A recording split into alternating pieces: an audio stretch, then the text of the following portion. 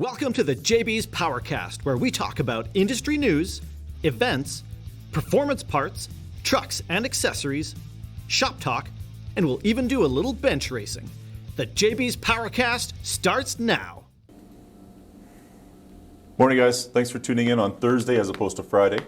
With Easter here, we're a day early. That's right. Off tomorrow, so we figured we'd roll it back and still have one this week. We just do it a day earlier. Exactly. We hope everybody's staying safe. We've got a little different program for you guys today. We're going to go through our news and then switch into some Jeopardy style game show. And then back with Corey and I talking garage essentials or things you should have in your garage. Yeah, it should be fun. Yeah. A little different. So I know there's not much news happening, but No, it's another quiet week, but there's a story that caught my eye. I'm kind of following this a little bit. We don't often talk about motorcycles, but many of us here, you and I included, Absolutely. we both own motorcycles and ride them. Obviously, you know, we're car enthusiasts, we're motorsports enthusiasts, we're all these things. So we tend to keep coming back to electric cars. Yep. Only because, why wouldn't we, right? They're Right. just becoming more and more prevalent. So electric motorcycles has always kind of interested me because, you know, why wouldn't it? And Harley Davidson announced, a couple of years ago now when they first announced it, that they have an electric motorcycle. It's out for the most part. It exists. It's called the Harley Davidson Livewire.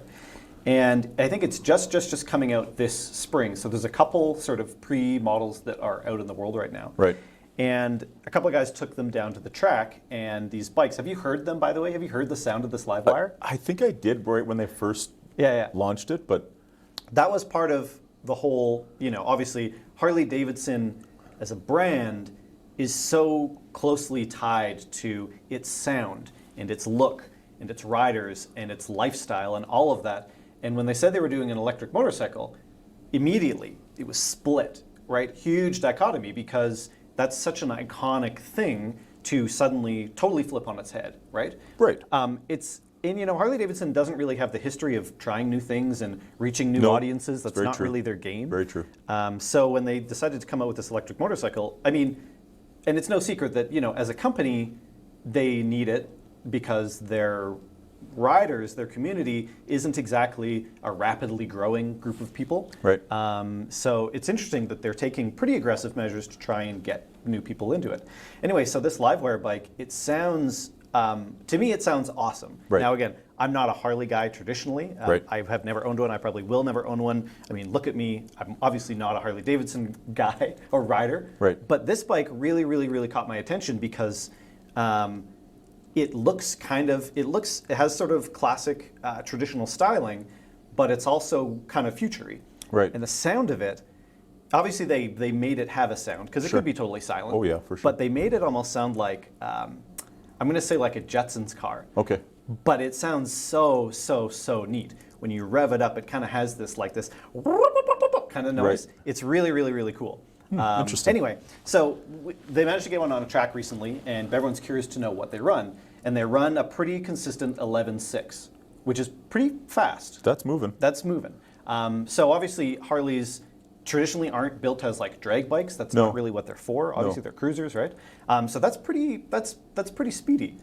I agree with you, Corey. Like, and it's something to be said that, you know, Harley has been a traditional, I don't know if hardcore is the right word, but the biker thing, the persona, Sure, yep. It's loud, it's the tough guy or whatever you want to call it persona. They sell more merchandise than they do bikes because Absolutely. of the culture that follows lifestyle, it, right?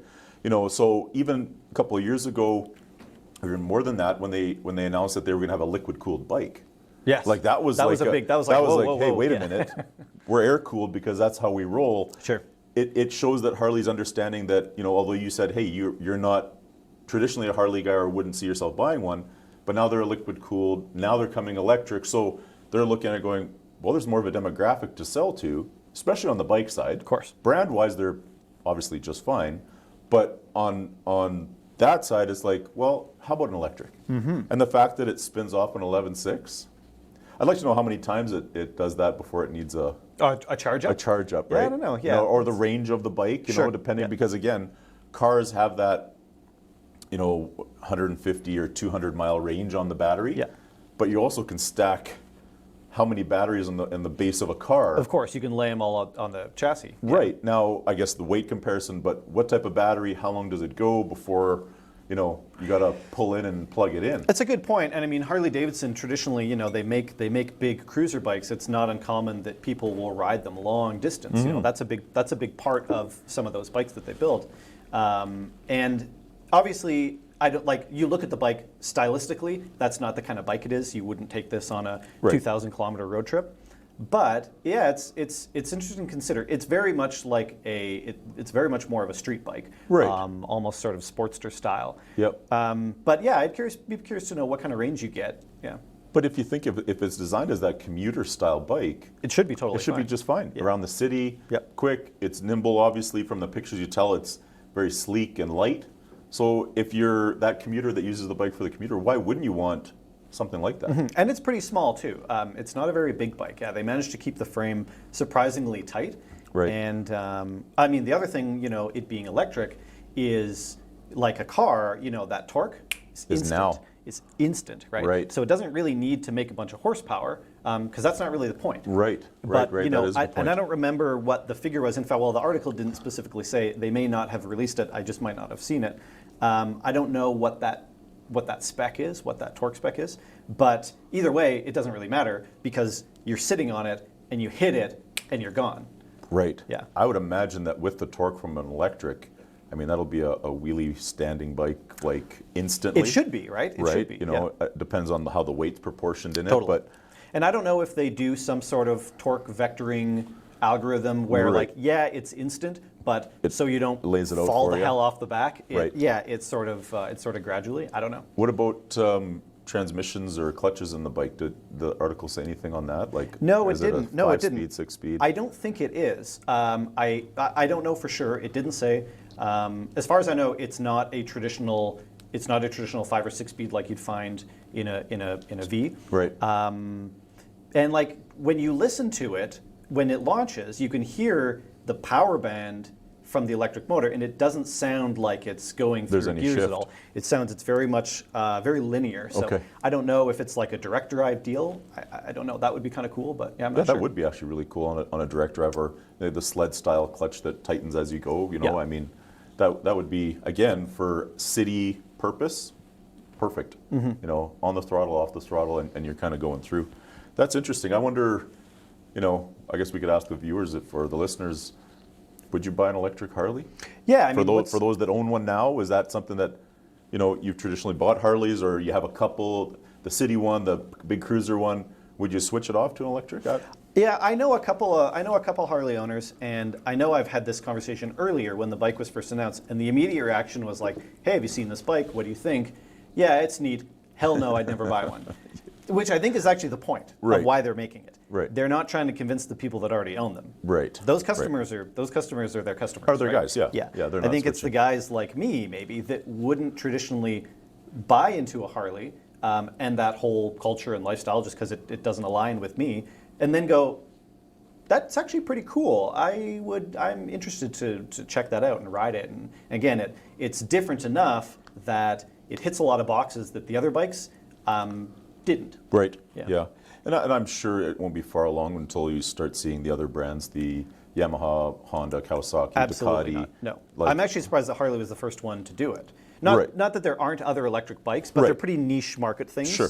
It's like they make an electric bike and that's their only thing. Yeah. And they make one model. Yeah. For a big brand that has multiple models like Harley, to do that before Yamaha or any of the other ones is actually surprising. I would have assumed it would have been those guys first, but Did they throw a price out on a figure at all that what they're thinking is going to land? I think there is one, but I couldn't tell you what it is. Okay. I think it's close enough now that there is a price, but yeah, I'm not sure where. Oh. Yeah, I think it falls into the higher end. Right. It's not, you can't buy one for $12,000 or anything Right, like that. right. Yeah, but I don't think Right. it's astronomical. I think it's sort of in the top 60-70% of where their models lay. Yeah, I mean, there's no Harley for $12,000 now, so why No, would they that's start fair, with their new technology, right? Yeah. Yeah, interesting, very interesting. IndyCar, what? I guess it's relatively good news. It is, yeah, it is. I mean, among all of the cancellations and closures and sort of backpedaling and uncertainty, Sure. especially in motorsports. Every organization seems to be, and rightfully so, delaying and canceling and stopping. Indy released a revised schedule, which is actually really promising. They've basically given their commitment that they still want to do this. They're not pulling everything out. They're not canceling. They're committed to bringing motorsports and racing to their fans. And it's a little bit of a breath of fresh air that at least they're not just sort of putting everything on ice and seeing. Just they're at least calling it. reworking it. So there's a quote here which is summarizes it pretty nicely. So we're committed to bringing fans as much on-track action as possible. Says the CEO, Mark Miles. Our updated schedule features additional racing at fan-favorite venues and adds to the total number of events to our calendar. So they actually went from 14 events to 15 events. They actually added an additional one. Very cool. Which is very cool. You would think that it'd be the opposite. Yep. The COVID-19 situation continues to be dynamic and challenging for everyone, so we've developed contingency plans which will allow us to respond to changing conditions. So I think they're still planning on having them as we progress and maybe restrictions come off, Right. but having things in place that if they need to say, like, we're going ahead with this race, but we Right. can only have X number of people attend, or Sure. maybe we're not doing this thing, or maybe we're doing this thing instead. Our goal is to preserve as much racing competition as possible while prioritizing the health and safety of our participants and spectators. So it's a nice official stance that the organization, Indy, they want to do races, they're committed, they Yeah. want the teams out, they want viewers out, but they're making the steps to have all of the events in place just as safe as possible. So yeah, some good news, I guess. Yeah, and you'd like to think that other motorsports or other sports in general would have a similar. They may not have come out and stated it, but working sure they in the all feel the same background. way. Yeah, working in the background. NHL, CFL that's been delayed a little bit, finishing the NBA season. You got to think that those organizations are at a level where they're all planning the same thing. It's just a matter of how to execute. Of course. Which is it is good news. It makes you feel good that hey, nobody's just throwing in the towel, or everybody's not just throwing in the towel, going, No, so I guess see you we'll see you next next year. year. Yeah, Yeah, exactly. But I guess, hopefully this goes by here soon, and we can get back to watching racing and be involved in racing and all other sports, of course. But We will eventually. Yep. yeah. Yep. So in the past, I think a few weeks ago now, we talked about our JBs Northside store. That's right. Yeah. Yeah. with We have the- an update. Yes. With the move happening, officially the Northside store is now closed. We are in the process of making the move. So it's a big undertaking, but we got a great team over there and support staff, obviously, from this location and Dick's Performance that are going to make it seamless and very quick. The goal is to be open on around the 17th of April. And it looks like a feasible goal. We're going to do our best to make sure that happens. I can give you a little bit insight that the store, without anything in it from our own side, looks absolutely incredible. The color scheme, the flooring, the sound room is just unbelievable. Like it's going to be something to see. So watch for the posts on Facebook. We're going to do our best to get it open as soon as possible. But if you do go by the Northside store, you will see the signs up that we're now closed and started our official move. Feel free to come to the West End location and we can help you out from there. And we'll be open in our new location hopefully very soon. And it's very exciting. The store is going to be something to see for sure. That's great. Yeah, I look forward to getting there. I haven't seen any of the progress or anything, so it's all going to be a bit of a surprise for me. So yeah, I am excited to have those doors open and get over there and see what you guys have been working on. Yeah, exactly. So that, I think, covers our news. We'll go to a quick commercial break. Mm-hmm. We'll get Sierra in here to challenge you in the Automotive Jeopardy. I will be the voice in the back. Hopefully things go well, but we'll see. It'll be fun. Yeah, Either way. We'll see you guys after the break. Perfect.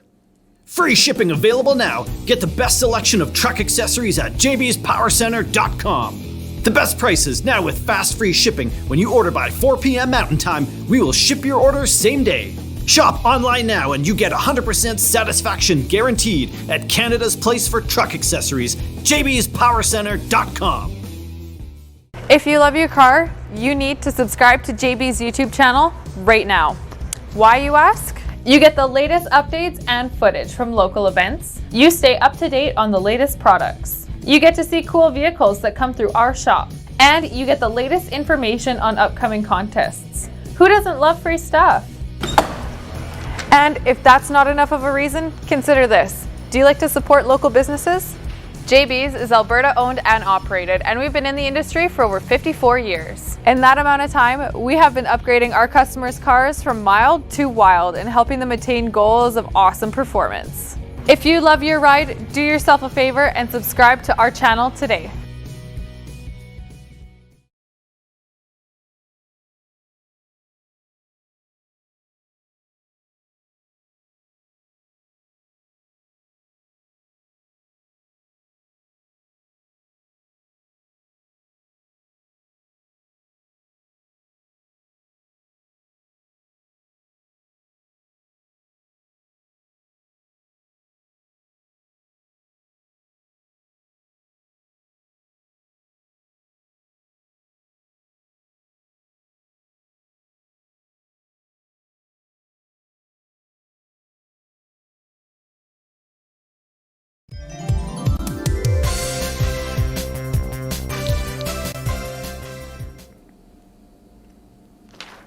We're back, guys.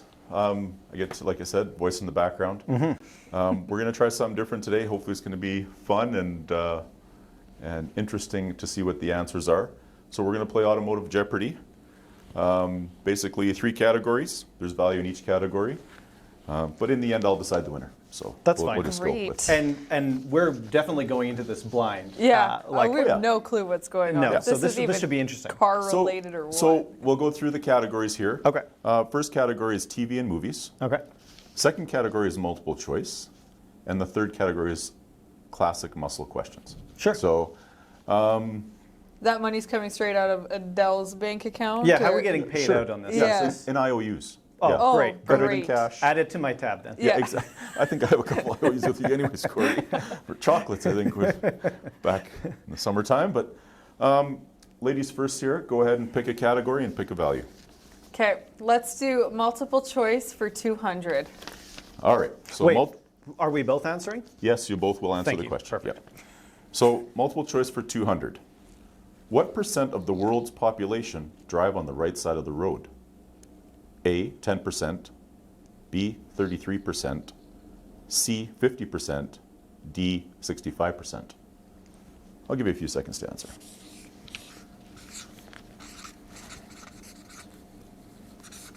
Okay, show your answers. Oh my- Got Go my ahead. left and right mixed up right off the bat. Okay, so the correct answer was D, 65%. Sierra A is wrong. So we'll give that one to Corey. You do? I mean, you got to know your left and right. That's a good place to start. Okay. All right, so Corey, I'll get you to select the next category. All right, we'll give Sarah a chance to redeem herself. We'll do multiple choice for 200. That one was already done. Oh, sorry, I thought Glad that you're was... paying attention, Corey, but yeah, go ahead. Okay, well, whatever the next value, multiple choices then. Sure. We can do 100. We'll do the 100. Okay. Which of the following muscle cars came first? A, Ford Mustang, B, Plymouth Barracuda, 3, Dodge Stealth, 4, Chevy Corvette.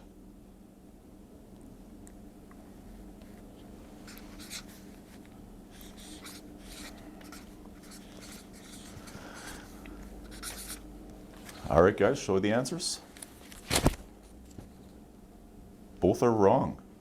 The correct answer is the Plymouth Barracuda. Oh, man. That was my deciding one. Yeah, I What, wasn't do you have sure. the year of the Barracuda? I don't. Adele. That's way too deep. All right. Okay, Sarah? Okay, let's jump over to TV and movies for 100. All right. Which movie featured the Etco 1, a 1959 Cadillac Miller Meteor? ECTO1. Let me know when you're ready, because I got the answer. Sierra, I'm going to give you a chance here.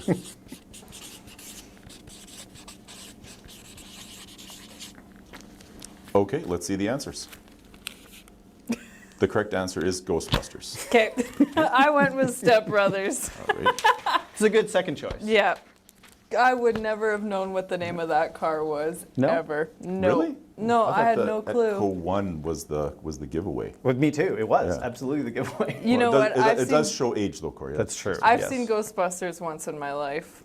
Couldn't get into it. Damn I shame. know it's. Yeah. Damn shame. I know it seems bad, but Okay, guys, next question.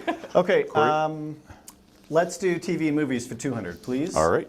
So TV and movie for 200. In Fast and Furious 7, what was the make of the car that was stuck up in the top of the Dubai Tower? oh my. Oh, geez. The car was red. Yeah, no, it was I can beautiful. picture it. Yep. Shoot.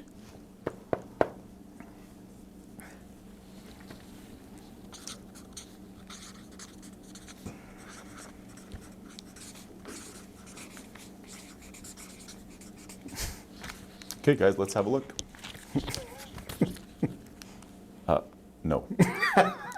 Close. It was a Lykan Hypersport. Lycan. oh jeez. Yeah. I went with red. Ferraris are red. It looks like a Ferrari. It I'm does. going to Yeah. give that to Sierra. Okay, let's go with the red. Yeah, Nice. it's all good. So we can just guess based on color? Okay, from here on out, that's what I'm doing. No, we can't, but okay. Okay, Sierra, go Took ahead. my hint and went with it. Let's go. Let's try a classic muscle. All right, classic muscle for 100.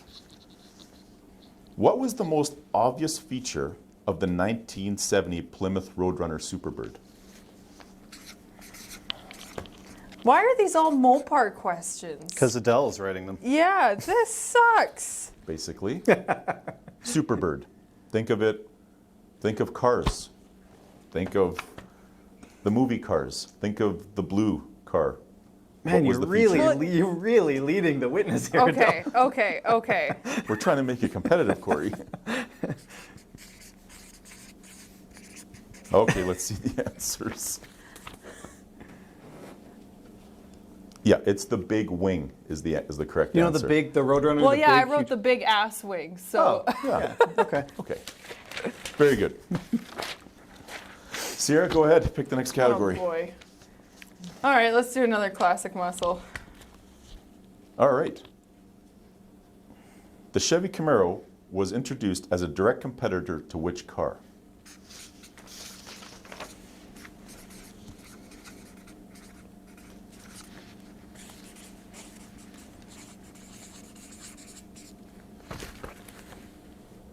The correct answer is Ford Mustang. Oh, see, I was gonna go Mustang, and then I was like, oh no, there's gonna be a Mopar twist. Let me write down Challenger. It's not all Mopar twist. There was other people involved. And that was a Chevy question too. What the Well, hell? I know, I but know. here I expected it to just like take a turn for Mopar. You're okay, Sarah. You're doing all right. Okay. Let's Corey? do another classic muscle for 500. All right. The 1970 Chevelle SS 454 base model produced how much horsepower?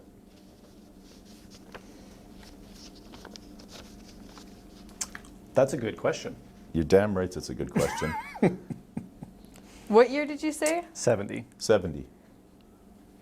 Not 71, Sarah, or 72. Oh yeah. 70. Oh, Just thanks the- for just- clarifying. No clue. Throw a number. Doesn't matter. Educated guess. Absolutely. It's a lot of power in 1970. Okay. Okay, let's see them. The correct answer was 360. So close, but What'd you yeah, put? no. 390. I went 295. Sarah, pick the next category. Let's go back to multiple choice. Sure. So for multiple choice for 500, in 1940, what was the first four-wheel drive car for the U.S. military? Was it A, a Jeep, B, Dodge Power Wagon, C, Ford F-150, or D, Chevy half-ton pickup? Ford, or military, think military.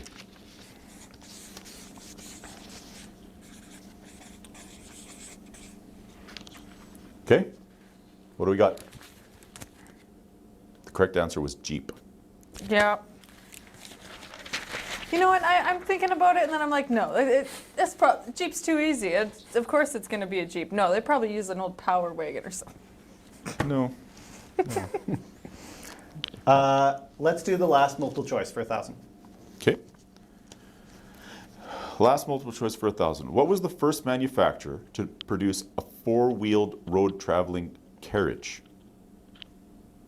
Was it A, Mercedes-Benz, B, Renault, C, Cadillac, or D, Land Rover? You got to think way back on this one. Four-wheeled road traveling carriage.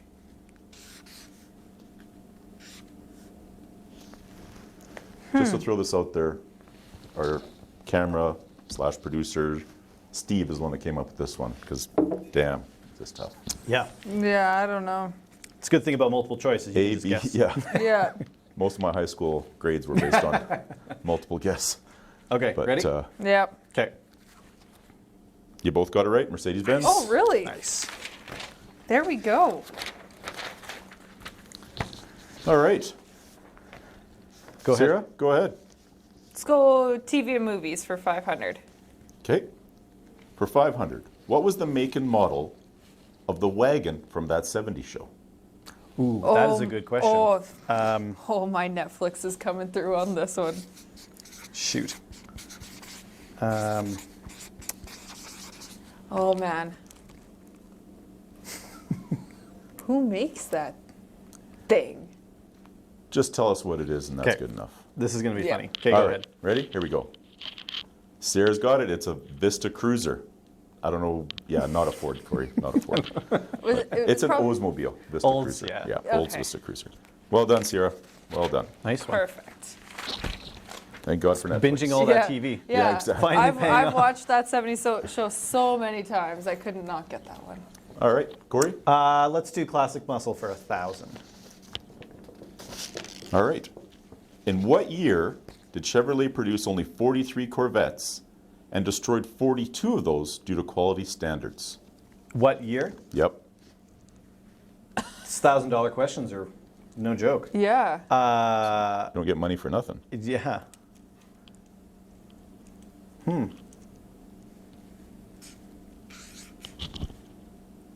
Can you say the figures again? How many did they make and how many did they destroy? Okay, here's a question again. Yeah. In what year did Chevrolet produce only 43 Corvettes and destroyed 42 of those due to quality standards? So they made 43 and they junked 42 of them. Wow. I didn't even know that was a I'm thing. just trying to think of what year do people never call for? Good train of thought there. Never, like...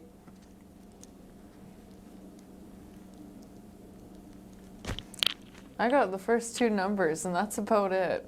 Pick a year. I'm pretty confident I have the first three.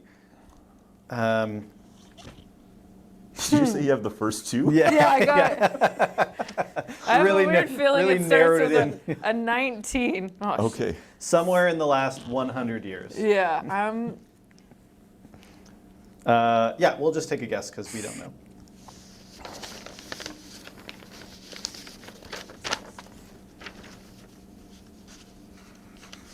Okay. Okay, definitely the timer's up. Let's Yeah, see what you guys yeah. got. No. Sierra, you should have just threw a number out there. But it was 1983. 1983? Yeah. Really? Yes. That's crazy. I never would have guessed that. Yeah, me neither. I was expecting maybe like 50s or 60s or something I like was that. sure it was yeah. early something 60s. way or older. So, lesson learned, don't buy a 1983 Corvette. There might only be one. Yeah, There available. might yeah. only be one. I'll try not to. And it's probably a piece of crap. Those aren't those the no, they're not the Batmobile style. They're that front hood lifting or Yes. whatever. Yeah. Yep. Okay. Last one. Final question here. Two-part question, so you get double the points if you get it right. Great. In Rocky IV, what was Sly Stallone's car and what was on the license plate? How many times do you think I've watched that movie, Adele? I'd like to say at least 4 or 5.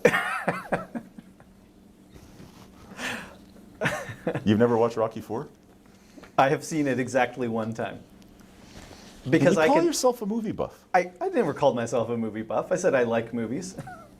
How could you not like that? Is the The bad thing is I can picture it, and I know that the license plate is shown oh yeah, prominently, oh yeah, and nothing is coming to me. really? Yep, I'm no joke. It's black. It's exotic. Think boxing for the license plate. Like leading the witness definitely here. Okay. What a bad one to go out on. I got nothing. It's not coming to me. Sarah, nothing? Never watched a movie in my life. So the license plate says Southpaw because he's a left-handed boxer. Yes. Okay. And the car is a Lamborghini Jalpa.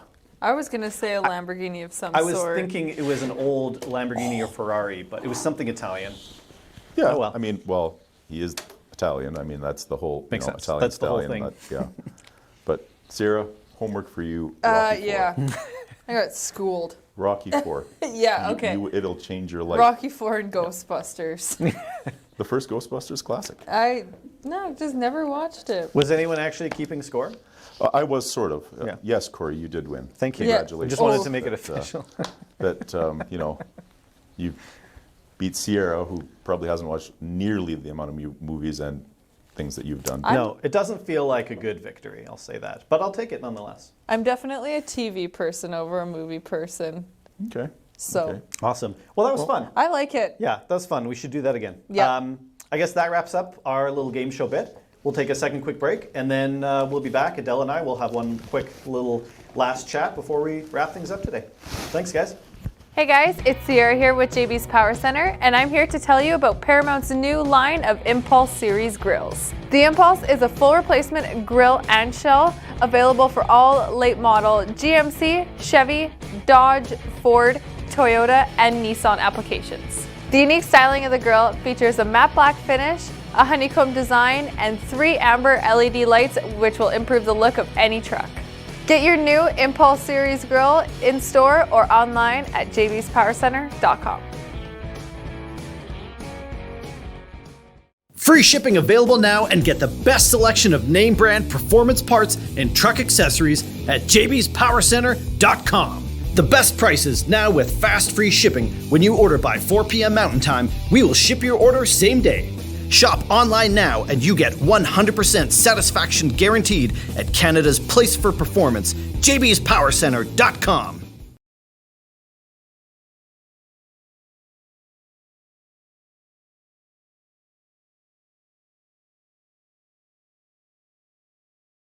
We're back having a sip of coffee here. Indeed. Hope you enjoyed our little Jeopardy Game show. game show. I That's thought something it was- different. Keep it light. Yeah, absolutely.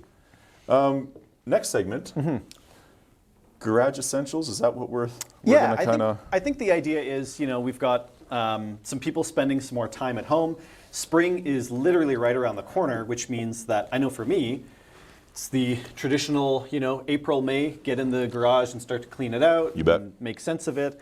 With more people being home, spending some more time maybe doing some home projects, the old honey-do list. We thought we would just sort of quickly talk about, what are garage essentials as far as, what do I have, what do you have? Yep. Some ideas that maybe some people don't think about that are useful things to have in and around the garage that aren't super specific to being like, hey, you got to have this tool for this job. Sure. It's more like these are great things to have. And sometimes they get sort of overlooked or not thought of. So Yeah. we can kind of just go down the list a little bit. Absolutely. The first one that I thought of, I've had a bottle of this stuff in my garage for years. Not one bottle, I've repeatedly had bottles, is K&N Power Clean. K&N Power Clean is actually the filter cleaning solution that they make. But the awesome thing about it is it's a really good multi-use cleaner. It's actually an amazing anti-grease, anti-grime, anti-dirt penetrating solution that they developed it for their filters. But man, oh man, it is a good cleaner. I use it on basically anything in the garage that I want to get clean. And it actually has a reactive property to it. So that's why when you clean out your filter on your air intake, you have to let it sit for a bit because actually it works away and eats away a breaks little bit. down You bet. the grease and the dirt. So exact same thing happens. I use it on my workbench all the Right. time. Spray it down, let it sit for a minute, and then you just wipe it up with paper towels. Sometimes I'll do a little bit of water after just to, Sure. to clean it up. But man, it's awesome. It's cheap, and it's, I would say, a better cleaner than like most of the dirt and grime cleaners Right. out there. Yeah, it's really, really good. And it's a good point, Corey, because you don't think of it that way. No, right? most You people never think do. it's like, oh, here's the thing I use to clean my filter and only my filter. Right. But Right. no, it's such a good multi-use cleaner. Yeah, that's, again, other than you telling us or telling me yesterday when we were talking about it, I would have never thought of it either because I do have some. Yeah, I use it for everything. That's cool. TerraPump. Yeah. Probably one of the better things you can have because as we discussed yesterday, we've all been at the holding the full 5-gallon jug of fuel, trying to get it not to spill, hands shaking as you're trying to fill it, make a mess everywhere. Right. Lawnmower, snowblower, whatever else you have that uses gas that's inconvenient to fill. Jerry cans are fine, but I mean, a jerry can is what, 100-year-old piece of technology, basically. Absolutely. TerraPump fuel transfer tanks are basically a jerry can with an electric pump. Plug it in, put it in the thing, turn it on, boop, fuel. Done. So easy. Yeah. Yeah, No mess. and again, Quick. not expensive, reasonably cheap. Yeah. Yeah, and actually the other thing too is motorcycles. A lot of people, obviously in our climate, store their bikes. You shouldn't be storing it with a tank full of gas, needless to say. So I tend to pretty much drain, like for me, I drain it out almost entirely. And then come spring, I have my jerry can that is reserved specifically for my bike so it doesn't get contaminated. Right. Go get some good gas from the gas station, bring it back, and then transfer it with the TerraPump so you don't spill out all over the tank. Yeah, it's good advice not to store with fuel. I mean, you can use a fuel stabilizer, but it's better just to have it empty. Yeah. Right. One that I thought of was the Permatex battery cleaner. So I think this is probably something that most people can resonate with. You're going through your car, doing your spring maintenance, you look at your battery terminals and they're corroded, they have the white stuff, they're gross. A lot of people don't really know the right way to clean that. There's sort of the old school wire brush method, which works, I suppose, but it's also messy. You have to clean up after the cleanup. Permatex makes a solution. It's a spray-on battery terminal cleaner solution. Eats that corrosion away, doesn't do any damage to the cables, to the actual terminals. Super simple to use. It comes in a little spray bottle. You just put it in your shelf, and away you go. I think a lot of people overlook something easy like that, but it's even one of those things that you don't need to wait until it gets bad. Like me, I just, every time I do a little bit of maintenance, check the oil, whatever, a little spray, wipe it off, it's good to go. Yeah, and it's something that, you don't have to, exactly like you said, you don't have to wait till it's corroded and has all the white corrosion on there for you to, well, in the past, take it off, take the wire brush and the wheel and try to, do it. Yeah, quick spray, stay on top of it, should be good. Totally. The other one I think is the blatantly obvious one is hand cleaner. Of course, yeah. Fast Orange, I mean, we've all used it. It's great. It's got the sand or whatever pumice in there. Keep your hands clean. I think every garage needs it. You should have some type of way to clean your hand a little bit before it. I think what's interesting about the Fast Orange Cleaner is the common misconception is that it's a soap. Right. And you can have a bottle of it sitting in your garage on your countertop, and you don't need water or rinse back there, because that's not actually how you're supposed to use it. Yep. I think a lot of people mistakenly wash their hands with it, and you're not supposed to do that at all. You just use it on your hands and then wipe your hands clean after. Yep. And it actually, a lot of people complain that they don't like it because it dries their hands out. Using it with water is actually what's causing that, not using it properly. So it's such a great thing to have that you get some grease on your hands, just wipe them off, get the towel, and you don't even have to go in and do a full wash. You can do that after the fact. So. Yeah, and I mean, for most of us, we work on our vehicles and go eat without washing our hands anyways. All the time. I never work in my car without a sandwich in my hand. Yeah, well, you go get the sandwich and you come back and, you got oil and whatever else and you eat it and it gives a little bit of flavor. Sure, and, yeah. I mean, yeah, it's a little orange taste to it might help. That garage flavor, yeah. Right. We brought this up a while ago on the low dollar ideas, but I got to mention it again because it's the one thing that every time I'm like, man, I'm grateful that I have a good one of these, is a work light. And I'll bring up BrightSource again. I mean, they have 6 different models, I think, 4, 5, 6 different models. They have ones with, built-in Bluetooth speakers. They have magnets. You can hang them. You can strap them. They have stands. They're super versatile. They're super bright. They're fully rechargeable. They're just awesome. And every single time that I have a good light versus a crappy light, working on a car with no light is the worst. It sucks. Yeah. Get a good light in there. Not even specifically for the car, bring it in your house, maybe in your garage, in your attic or your basement, whatever it is. It's just a good thing to have. Yeah, and I agree with you, Corey.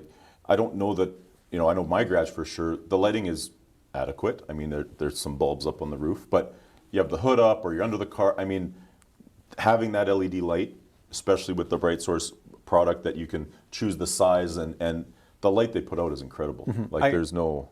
I remember a few months ago I went to a buddy's house to help him out, and he had his hood up and he wanted me to take a look, and okay, yeah, let's take a look. Where's your light? Oh yeah, pulls his cell phone out, and I'm like, buddy, come Yeah, on, man. yeah. What are you doing? Yeah. Just get a light. I mean, at the cost, Right, it's worth it. Have the light. Yeah, Exactly. I agree. Battery charger. We have NOCO battery chargers. We have the C-Tech battery chargers. It's something that I'm not going to say you always need, but when you need one, it's nice to have it. Yeah, that's actually a good. It's not one of those things that you always need, but when you need it, you really need it. Yeah. Yeah.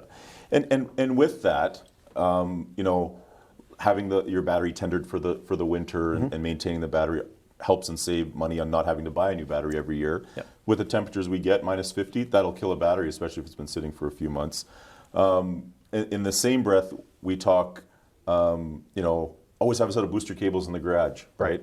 And then you should always have a set of booster cables. But now with the NOCO products, you can actually just have The booster pack. Sure. Yeah. You don't even need the cables. There's no cables needed. And I've used the booster pack. Even when a battery is dead, it'll give it enough to turn it over to start. Yeah. Like it has the feature to, some of the chargers, it has to read that there's some voltage in the battery for it to work.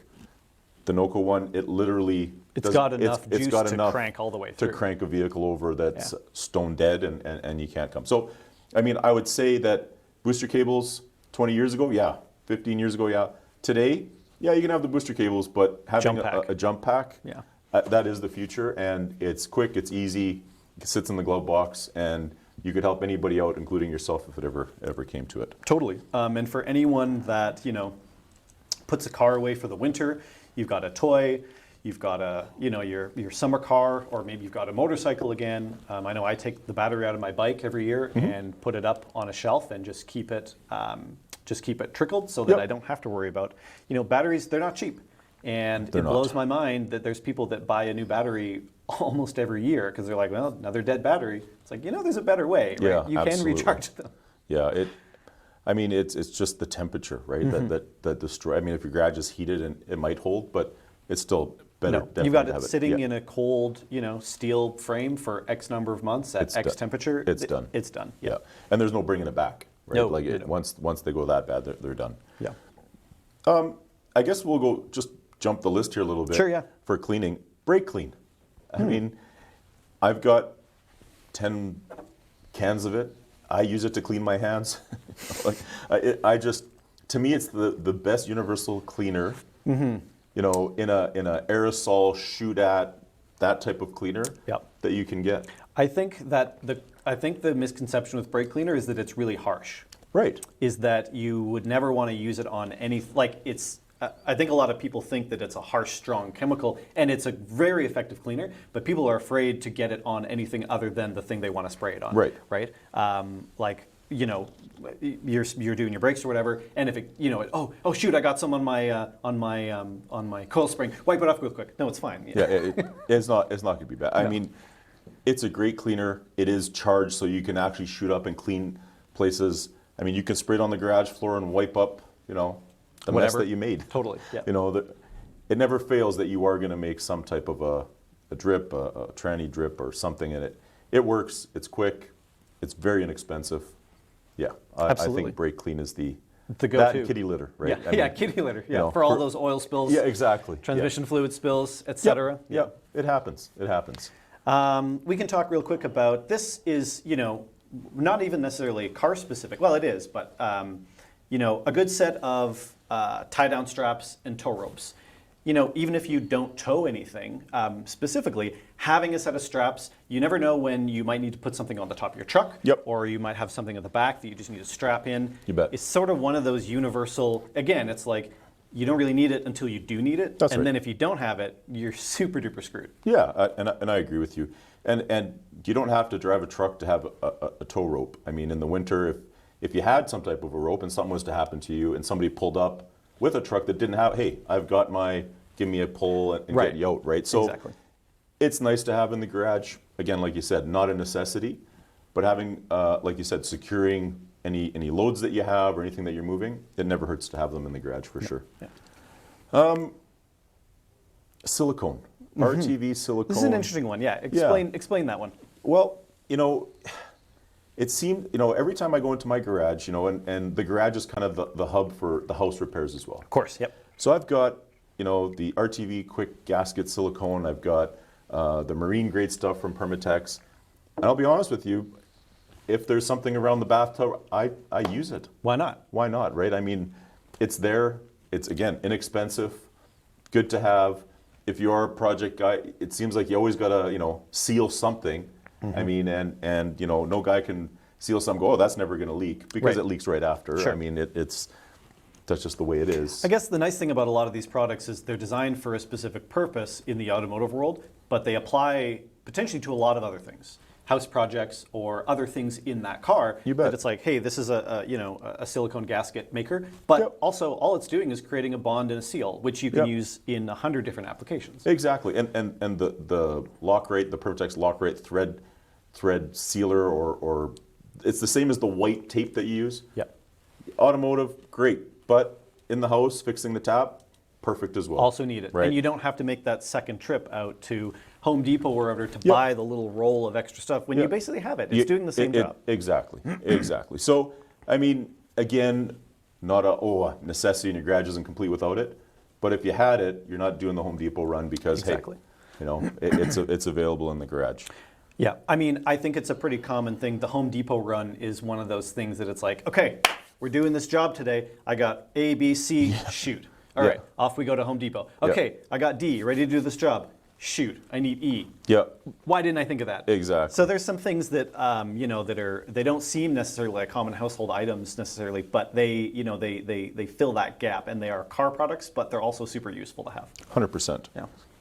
One other thing I think is a little more geared towards automotive and car is the thread locker, like the blue, the red. I mean, we all work on vehicles or like to work on vehicles, do different aspects of stuff. It is very important that, that bolt that was really hard to get off and then you finally got it and you change the ball joint or the tie rod or whatever you're doing, and then you're going to put it all back together. There was a reason it was hard to get off. Exactly. They put a thread locker It on wasn't there. rusty. It was. Sometimes it is. But even still, Yeah. a little bit of heat and all of a sudden it comes off easy. Well, there's a reason. And if you look, you'll see a blue or a red, plastic remnants left in there. So if you do work on your vehicle, having the thread locker, whatever color is needed, blue, red, I don't know what the other color is, but having that and reusing it properly. And it's a drop. Yeah. That's all it is. So that little, $10 or $12 thread locker, it lasts a long time. Yep. Because you're not using that much, and it's a part of the safety of the vehicle. Absolutely. I mean, if you're doing any, like you said, suspension work or brakes, anything else where a bolt coming loose can have catastrophic failure and potential harm or death, take those steps. It's amazing how many people take things apart and then put them back together and don't really consider all those steps to making it as safe as it was the first time. Agreed. And it's just, there's a reason it was there. You'd be crazy not to reuse it. Yeah, exactly. Absolutely. Exactly. Cool. And the final thing, an air pressure gauge. Right. Checking the tires, Yes. kids stuff, whatever it is, bike, it never hurts to have it. Mm-hmm. And an extra one, and maybe a third one. Yeah. Maybe a fourth one too, because they always go missing. Just like your Phillips screwdriver. That's right. You had 12 of them, Yeah. but you need one and you can't find it. That's right. Yeah. It's always in a corner somewhere. Yeah. Or your kids have taken it and put it somewhere because, they wanted to fix something. Yeah. Yeah. But, Yeah. I mean, otherwise, I think that is sort of just a quick cover off of a list of some things that maybe people hadn't considered to have in the garage that can be useful, handy, and good coming into the season of cleaning and doing projects and stuff like that. So. Well, with the weather changing and shifting, gives us an opportunity to get back in the garage. Absolutely. Hopefully. Yeah, exactly. Perfect. Well, thanks everyone again, and appreciate you all tuning in, and we'll see you next week. Thank you. Thanks, guys. Thanks for tuning in to JBs Powercast. Check out jbspowercenter.com for the latest updates. You can find the JBs Powercast at jbspowercenter.com, YouTube, and Facebook. Don't forget to like, follow, and subscribe. JBs Powercast is a JBs Power Center production and is produced by Stephen MD and Sean Lansman.